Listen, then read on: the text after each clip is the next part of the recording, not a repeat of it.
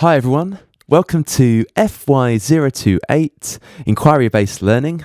This is week 4, and in this week we're going to have a look at the topic of active reading.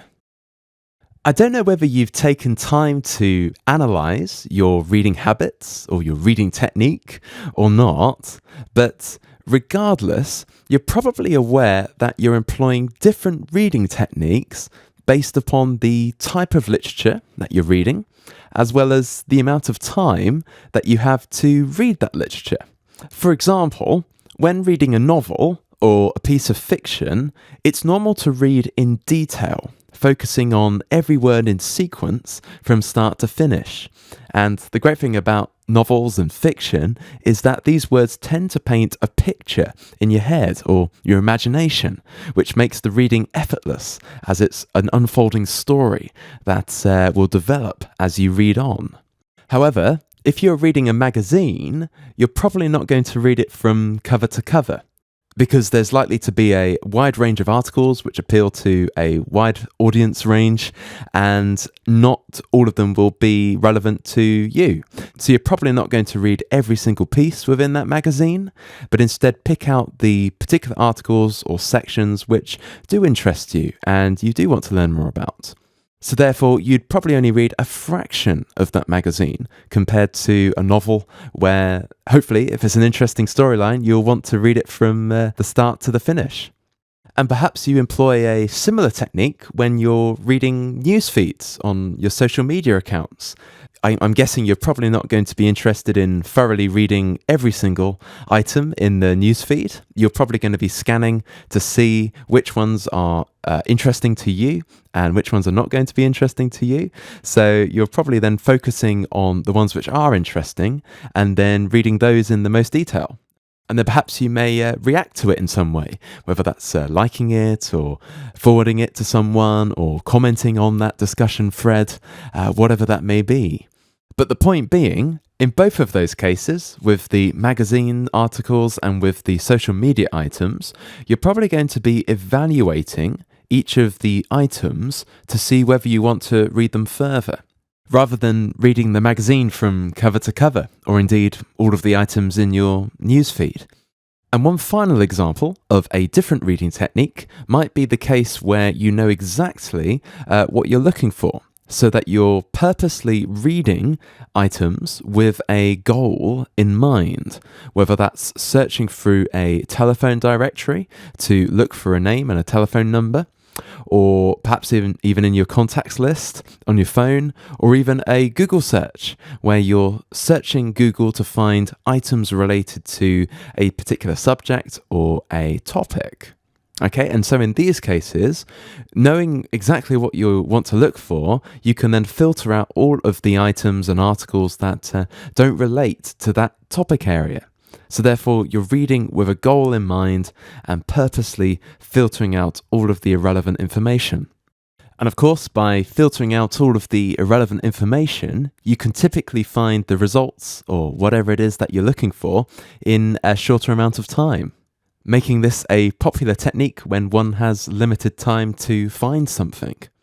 Therefore, these examples illustrate that you probably already do apply a wide range of reading techniques in your everyday life, whether you're aware of it or not. And these techniques can also be applied to academic study and reading, and especially for research projects. And so the purpose of this presentation is to help you apply those techniques, which you already have, to your research project. And over the following slides, we're going to look at 4 areas which will help you to get the most out of your reading time and also enable you to conduct your research more effectively and efficiently.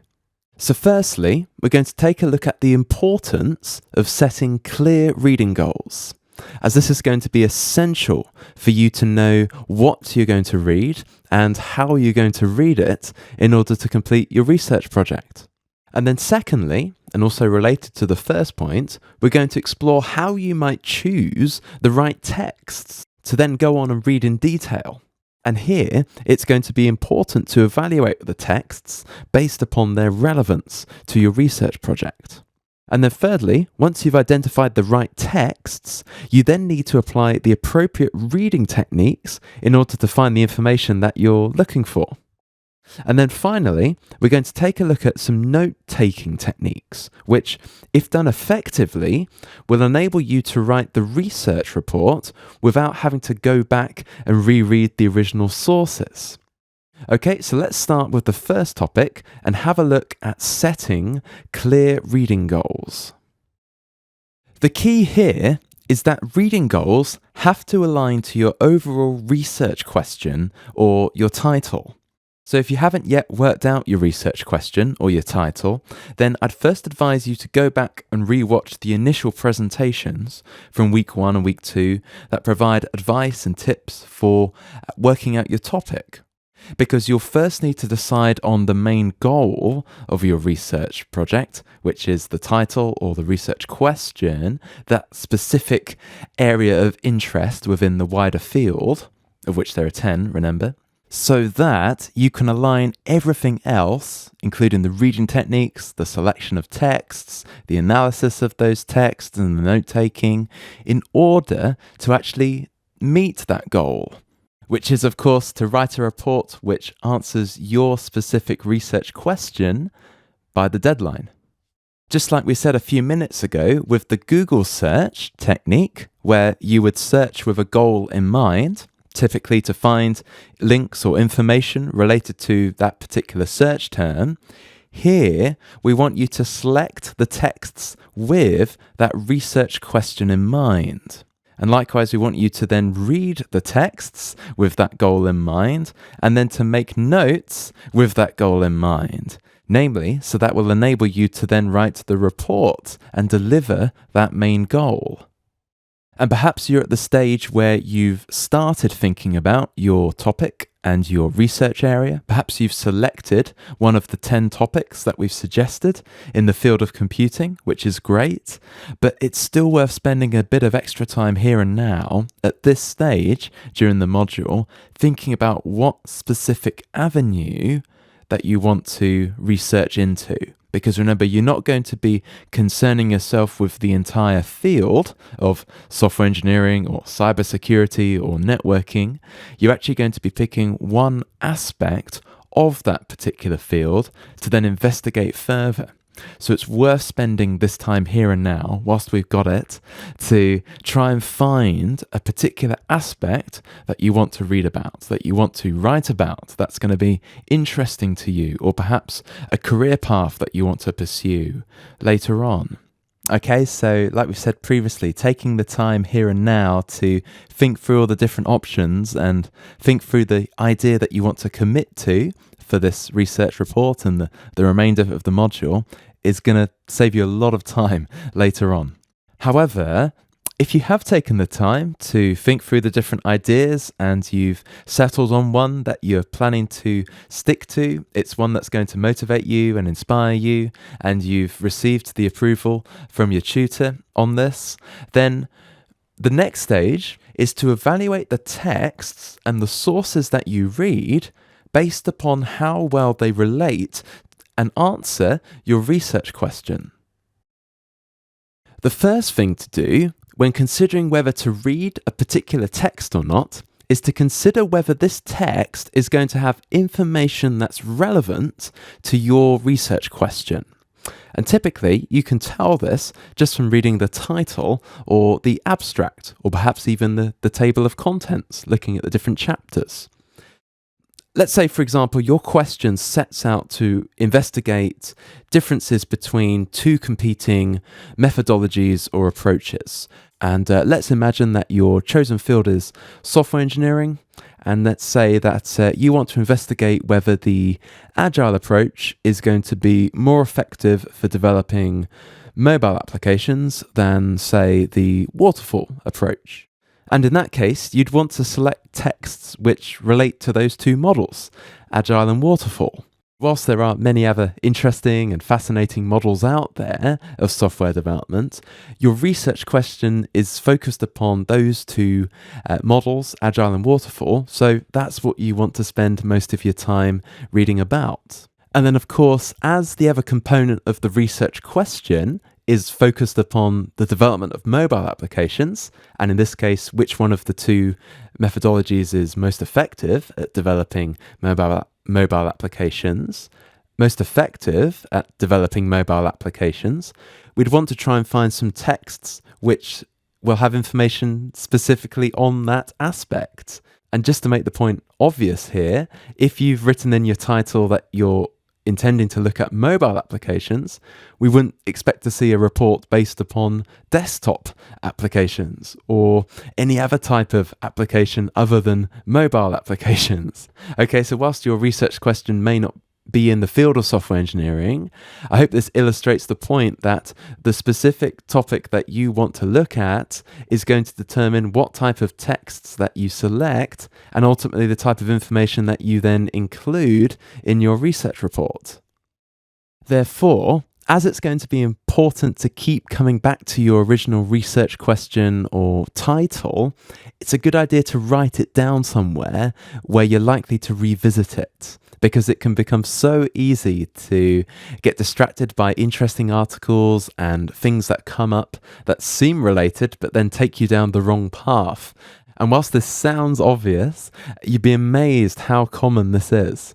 So therefore, my advice would be to write this research question down somewhere where you're likely to be looking at regularly. Whether that's your mobile phone or in your calendar or at the top of your notebook or a post-it note even, stuck somewhere in your house, just write it somewhere that you're going to return to. Because remember, you're going to want to evaluate all the things that you read against this original research question or title.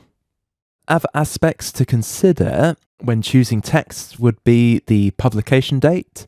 So this is going to be important, especially if you're referring to older items. You need to make sure that they haven't been superseded or are out of date in today's world, because the older texts from 20, 30 years ago won't refer to the recent developments that have taken place. So we recommend choosing publications within the past 5 years. That's usually a good marker to aim for.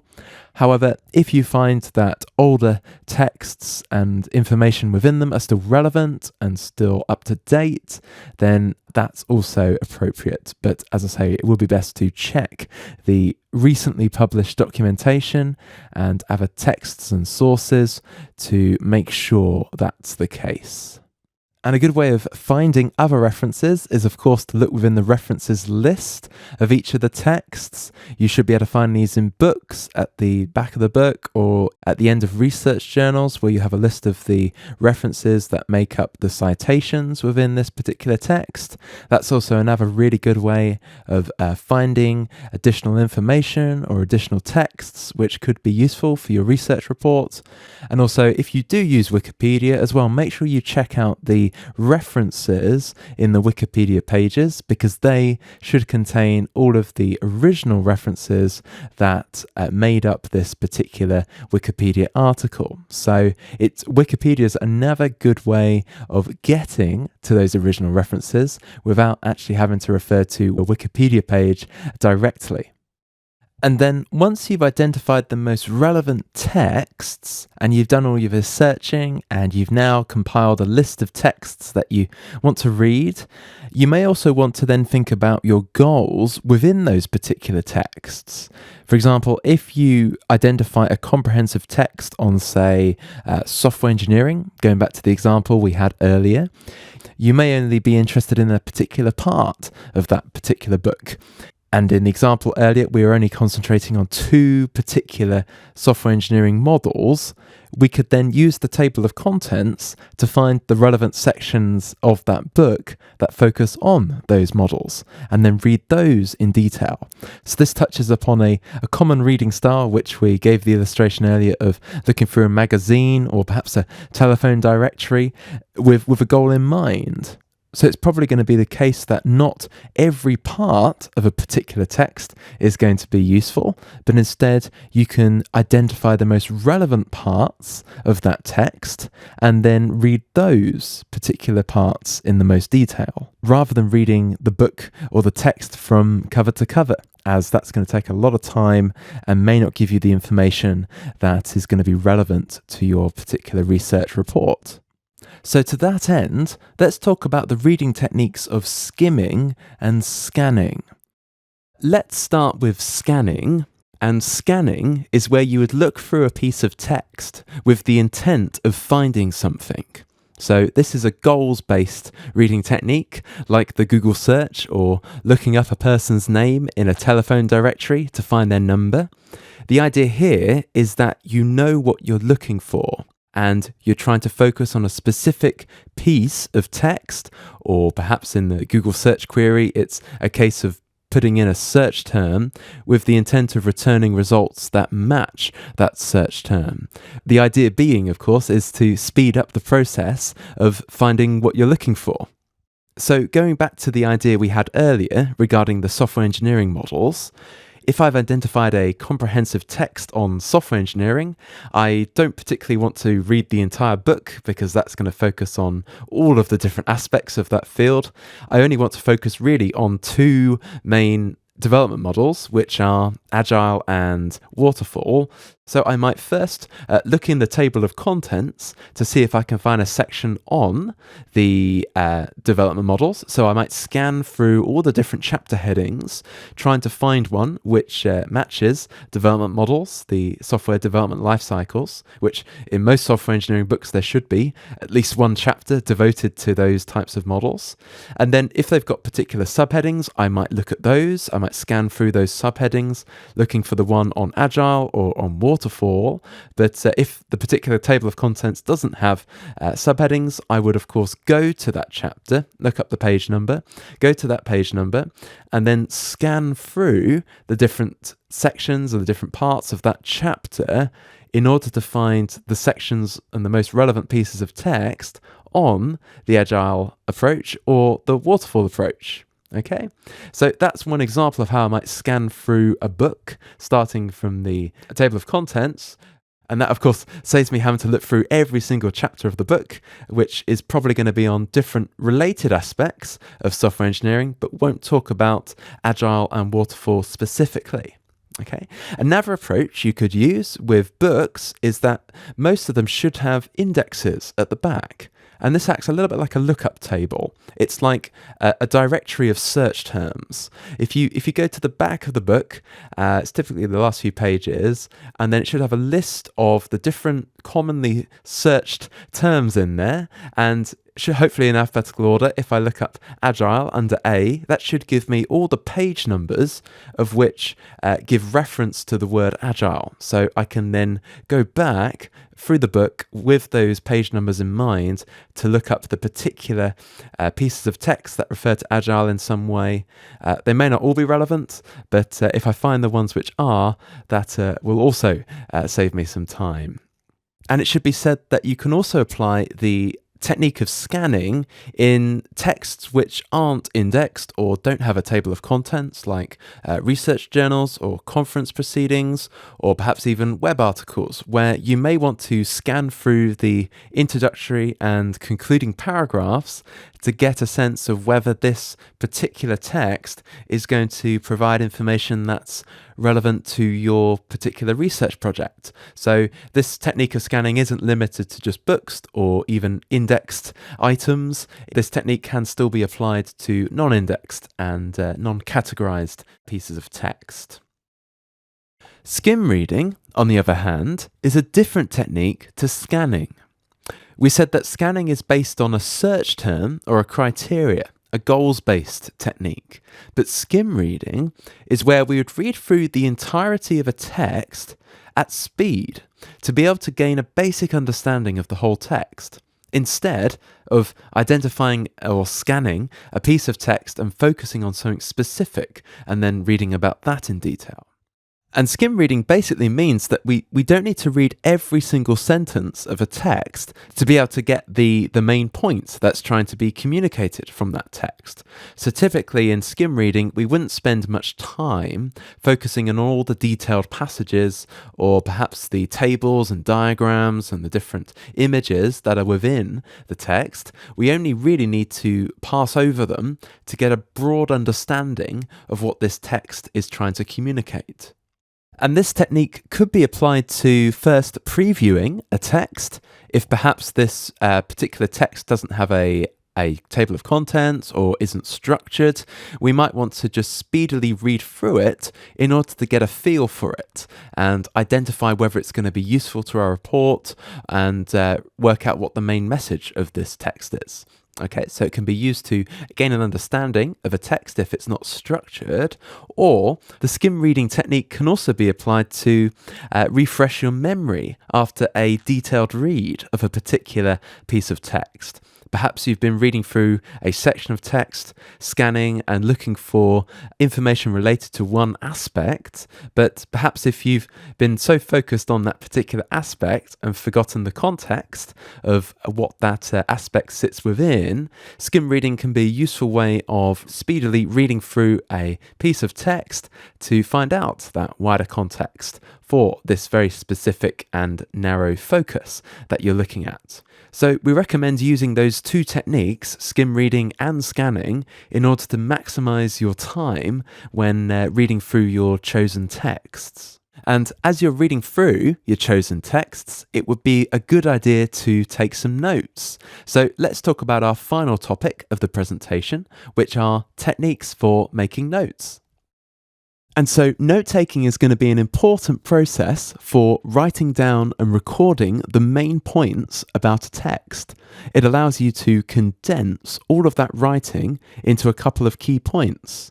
And therefore, it's going to be essential to have an effective note-taking process. It's worth thinking through whether you're going to record your notes on the particular document that you're reading. Hopefully you've got a copy of it. If it's a book, obviously it wouldn't be advisable to write your notes in a book if you're borrowing it from a library.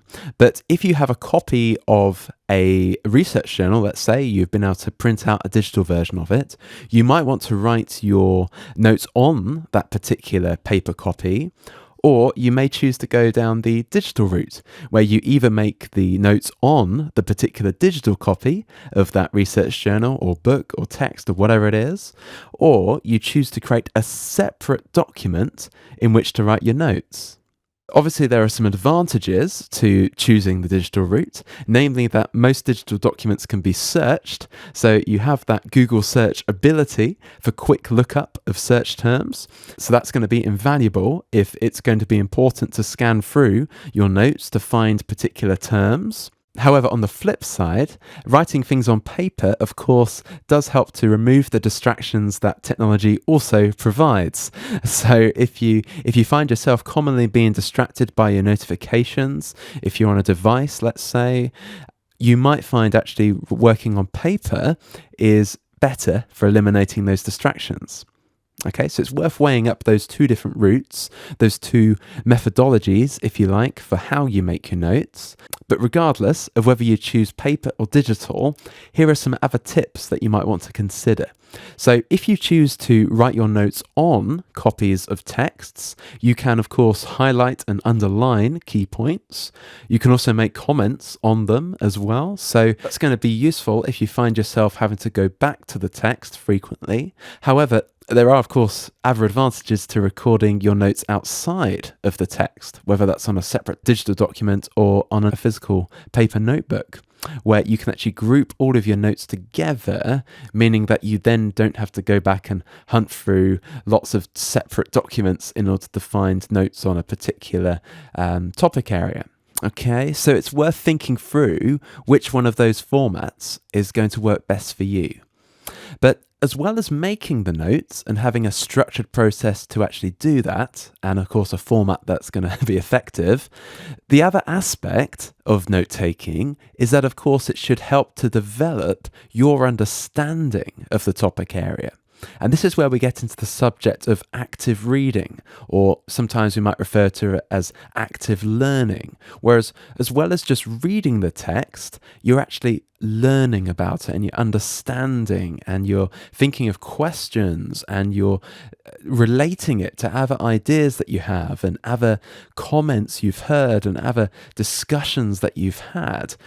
So you're actually using this as a learning process. It's not just simply writing notes on what you're reading, it's actually an active discovery process. And therefore, it's a good idea to write those questions and ideas down before you forget about them. So as soon as you think of something when reading through a text, or you have a cross-reference, or you can think of a way that it relates to another text, make that link and write it down, because you never know how powerful those ideas will be. So they may not only be able to help you with finishing off this research project, but they may be ideas you can take forward into future research projects. They may inspire work that you might want to do for your final year dissertation. Okay, so it's definitely worth keeping a track and a record of those thoughts and those observations and comments and different ideas that come up when reading texts. And you may also find it useful to reread your notes after you've taken them, and then use it as a basis to form a summary of the text or a summary of what you've learnt so far, which may either form the basis of your report, or you may be able to include directly in the report. Okay, so these techniques encourage an active sense of engagement with the text, as well as providing you with a useful record of what you've been reading. Okay, it's much better than just passively reading through a text. That's much better than passively reading through a text, not thinking about, not taking any notes, and then just forgetting about it once you go on to read something else. It's much better to take a record of what you're reading, the main points, as well as be thinking about it as you're reading, to actively think about how it relates to your research question. And just before we finish up here, I'd just like to mention one last thing, which is the Cornell note-taking method. And this is a particular method where it divides up the notebook, the page, into separate sections to enable you to write your notes in a more effective and organized manner. And you can actually order notebooks in this format. We've given you a link on our Blackboard page. So if you do need an organized way of writing your notes, or you think that would be helpful to make you more productive, then check out that link and have a look into the Cornell note-taking method. Okay, so let's finish by reviewing the main topics of this presentation on active reading. So remember to have a clear goal, which ultimately is going to be writing your research report. And so you need to align all of your reading goals with that main research question. And also, we talked about the difference between scanning and skim reading. Remember that scanning is where we search through a text in order to find information relating to a keyword or a search term that we're looking for, in contrast with skim reading, where we're actually speedily reading through the entire text in order to get a basic understanding of what that text is about. And then, of course, we touched upon the importance of note-taking and how that's going to be an important process for not only recording the main points of what you're reading, but also being an active learning process where it helps you to discover and learn more about your subject through active questioning and thinking and cross-referencing your different texts. Okay, and then of course, if you can master that process, you'll be able to research and find things that you're looking for in a very efficient time frame. Okay, so that concludes our presentation for this week. As always, reach out to myself and Justin, contact us via our email addresses below if you have any questions.